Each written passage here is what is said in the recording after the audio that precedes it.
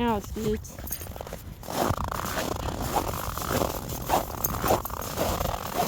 Straight up crazy.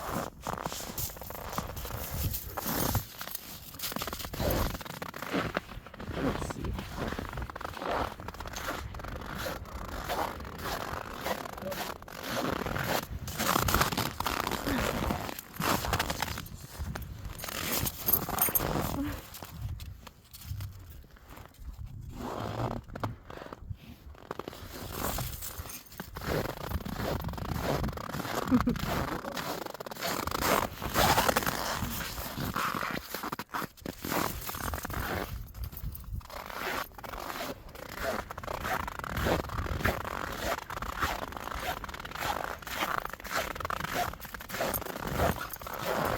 Another one. Ready?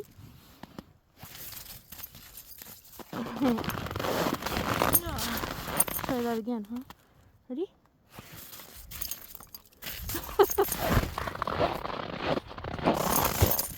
Come on, Gracie.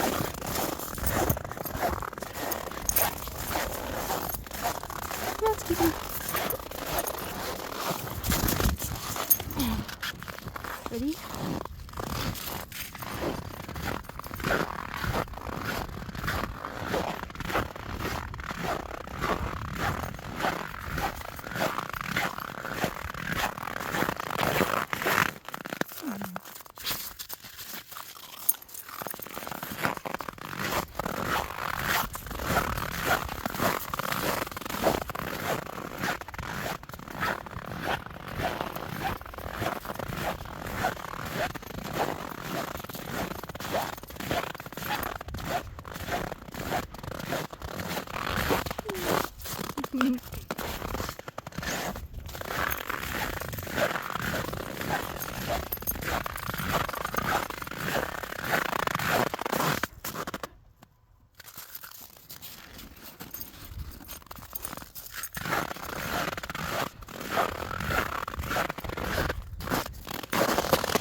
Oh, that's it. Yay! He stroked. Before I could even get it to you. Okay. Hang on. That's a good one. Did you want it? Whoa! Like a spring bean. Alright, hang on. Ready?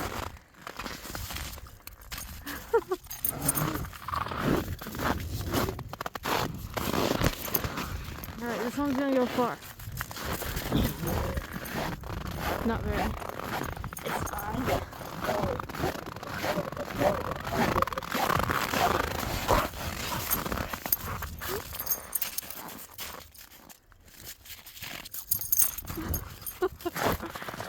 Alright. Did you go potty yet? You should.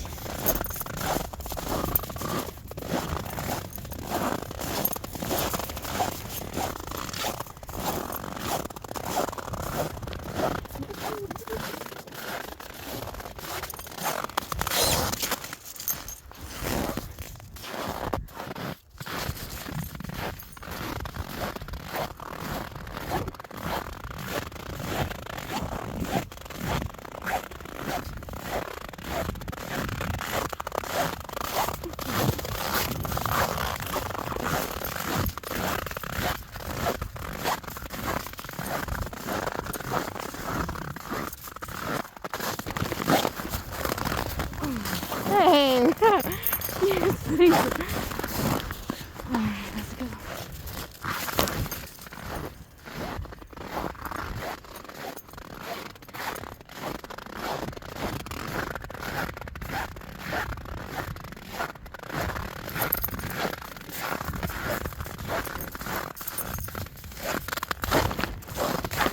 Don't steal it. Oh, it's not as big. No.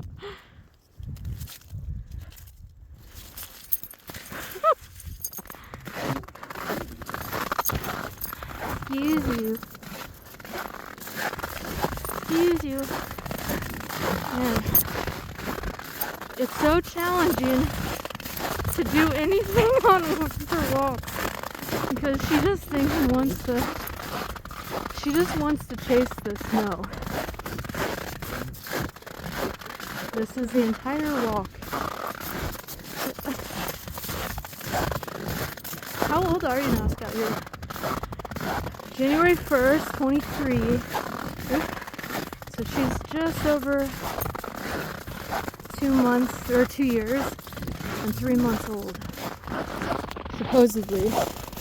So she's a rescue I got from a golden retriever rescue in Fairbanks, ironically, because that is not a golden retriever, but her little puppy picture and late night scrolling, I couldn't resist, and so I ended up putting an application in. Totally didn't think that I would actually have a chance, because she was really cute and a puppy, and somehow I ended up with her. And now I'm starting to question. I think I was tricked.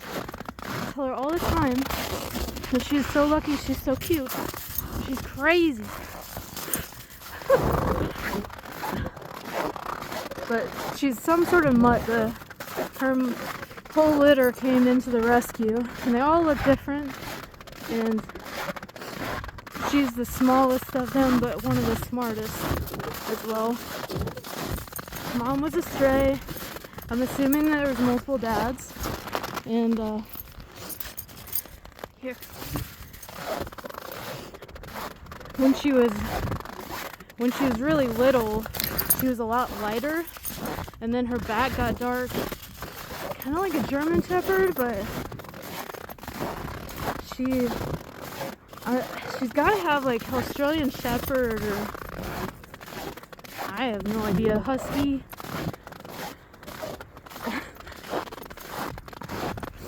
She's crazy, I know that, but she's a good dog. She's my first dog.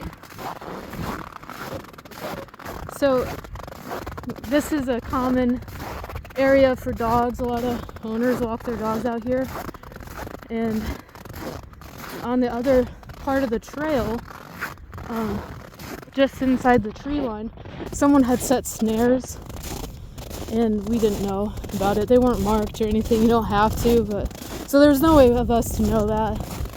And I was walking her, and she was just running around, and then kind of made a weird cry, and I trudged down. It was dark, winter in Alaska, so it was pitch black. All I had was moonlight, because of course I didn't have a headlamp at the time, and I didn't have this pack. This pack is based off that night. She ended up getting caught in a snare around her waist, luckily.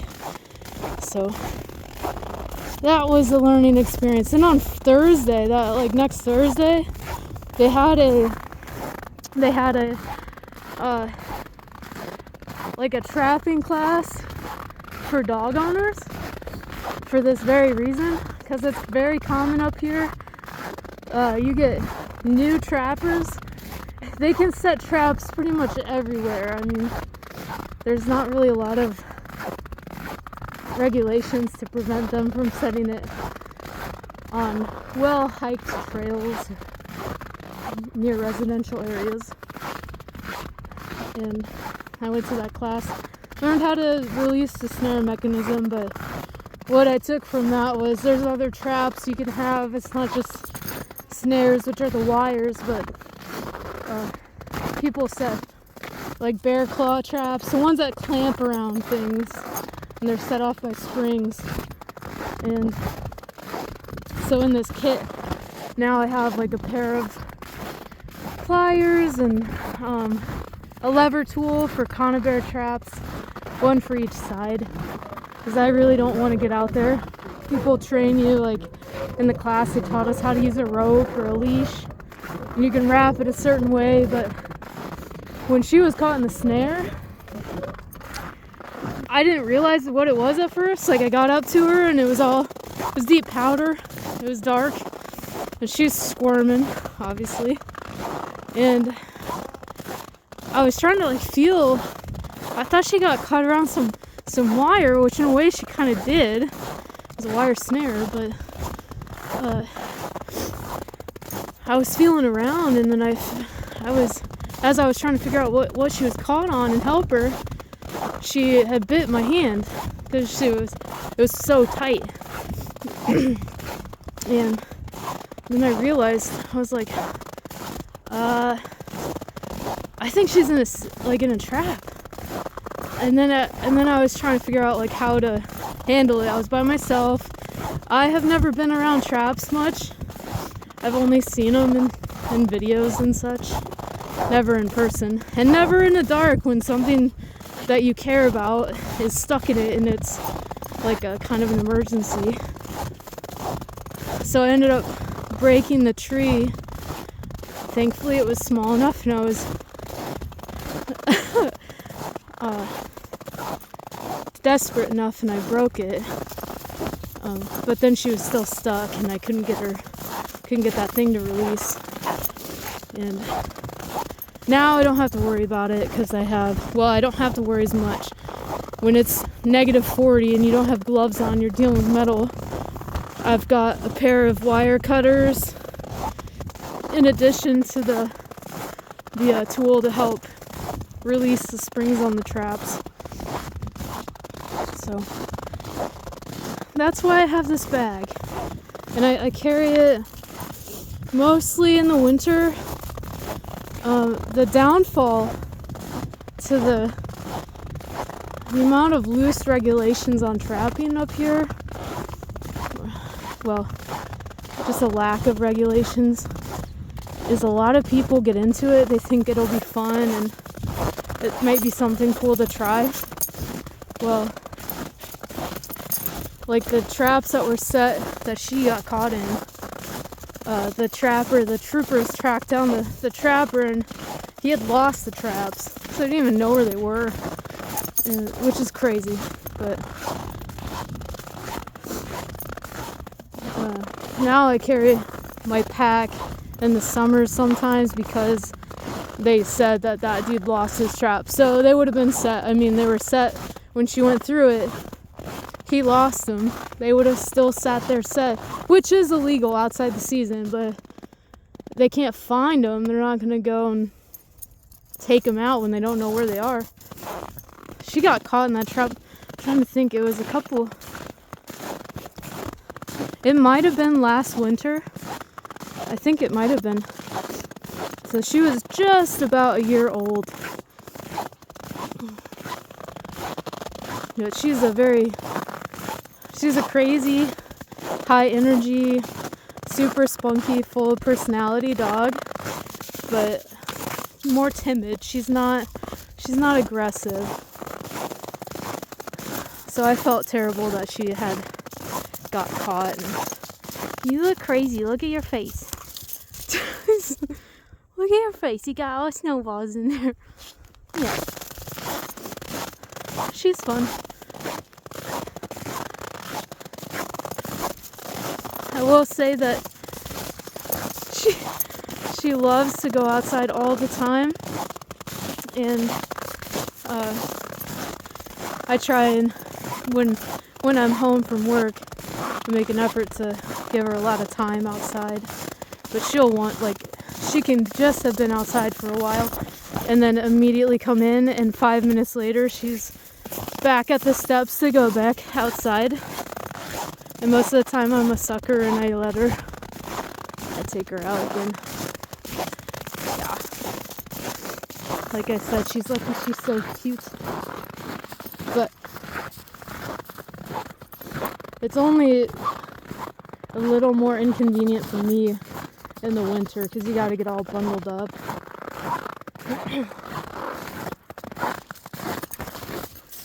So we're looking forward to summer.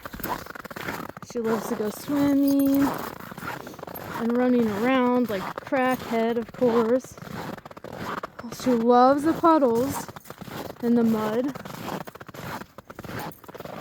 So I learned pretty quick to keep towels in the car at all times. If she needs it. much rather have her get her energy out. She gets dirty, it's whatever. Just give you a bath.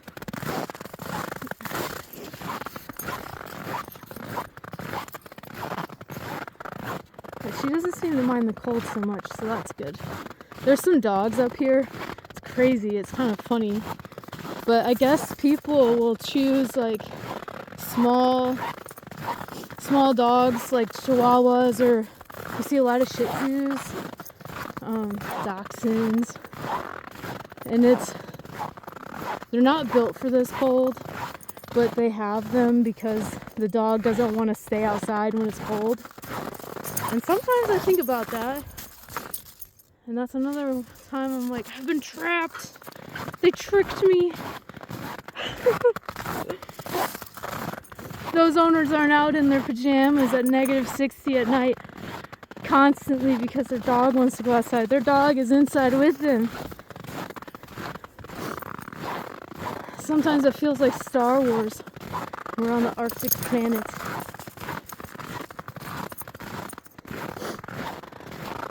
It can get pretty crazy. But I'm really hoping that the summer is not so far away. They go so quick up here. The winter lasts a long time. It doesn't feel like, I don't know. It doesn't feel never ending, but you just get to winter so fast and then it just stays. And like the transition periods aren't very long. They're not very long at all. Kind of hard to keep track of the months. I'm not really used to having just winter be such an extended period of the year for my body clock. But when you don't have the spring and fall seasons so much, I guess you don't really. Still the same amount of time, just spending it a little different. And the one thing up here everyone always goes crazy about, certain parts of Alaska it does matter, is the daylight. And the amount of daylight that we get, like this is the interior, Fairbanks is in the interior of Alaska, so it's not the northest point, but we have a very similar light to dark. Well, I would say like dark, definitely. A comparable amount of dark in the winter to the northern states in the US or like southern Canada. It's an extra hour or two in the morning and on the evening. But when you go, everyone goes to work in the morning or school and it's dark and you're inside all day. And when you leave, it's dark. So it really doesn't make as much of a difference because even down there, the light you have, you're inside as well. So I've never found that to be a big adjustment. I do like put this foam board. I put it up in my windows in the summer. I do not like light when I sleep, so I add that. It helps a lot in addition to blackout curtains. It's like a perfect cave.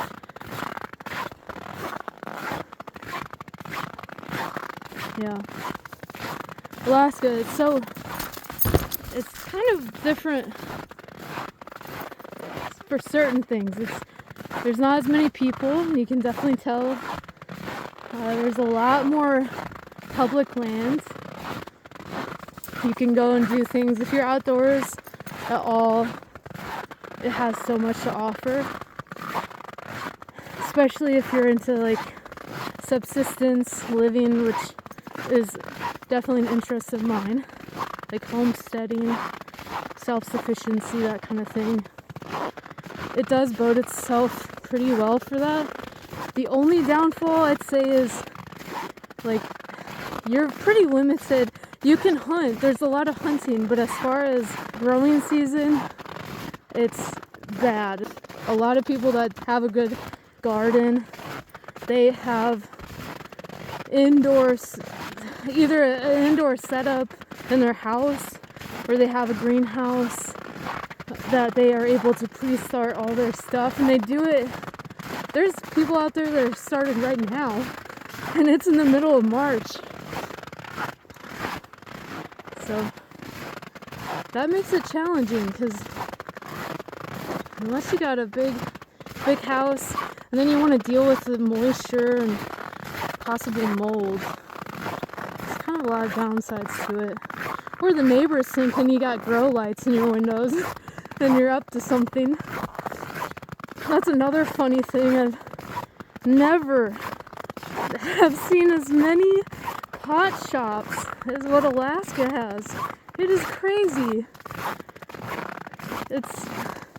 There was always jokes you'd hear about the amount of Starbucks you'd see in like Seattle or Chicago, the big cities. It's on every block, every corner.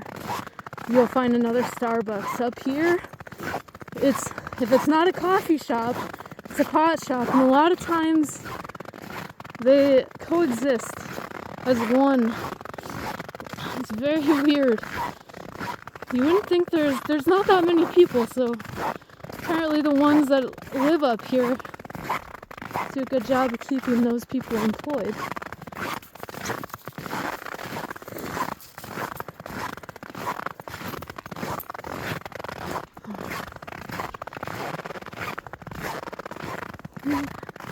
I just figured I'd hop on and make a quick video.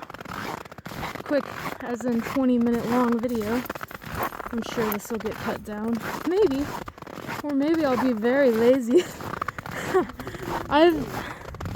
This isn't my first go around with videoing. I really like making videos. I like filming wildlife and bugs. I just like videoing in general, but especially if it's nature related. I don't have all the fancy tech. I'm not willing to shell out that much money for a big fancy camera that has a $20,000 lens. So usually just film with my GoPro and phone, but I still like videoing and it's still fun. This is a kind of, I don't know, a little bit of an intro, I guess. Mostly for Scout. Pretty much talk about Scooter the entire time, so this is her video. But I can't do lives. I was just gonna go on live, and I can't do lives because I don't have any subscribers, so I haven't posted any videos before, not on this channel.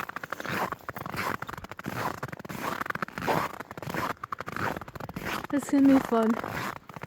I just enjoy filming, so pretty much film what I do in my free time.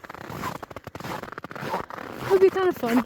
I work full time, so this is definitely not my main time that I can devote, so just something that's fun. Well, I think we're gonna wrap up our walk for this evening. The first of the 50, of course. So I look forward to beginning to share a little bit of at least this phase in life. A lot of fun stuff. A lot of boring stuff. But I want to share some of the fun. Take you along. It's exciting. This one keeps it that way. What do you say, Scooter? You say bye? Say bye! Yeah. Thanks for watching. Until next time.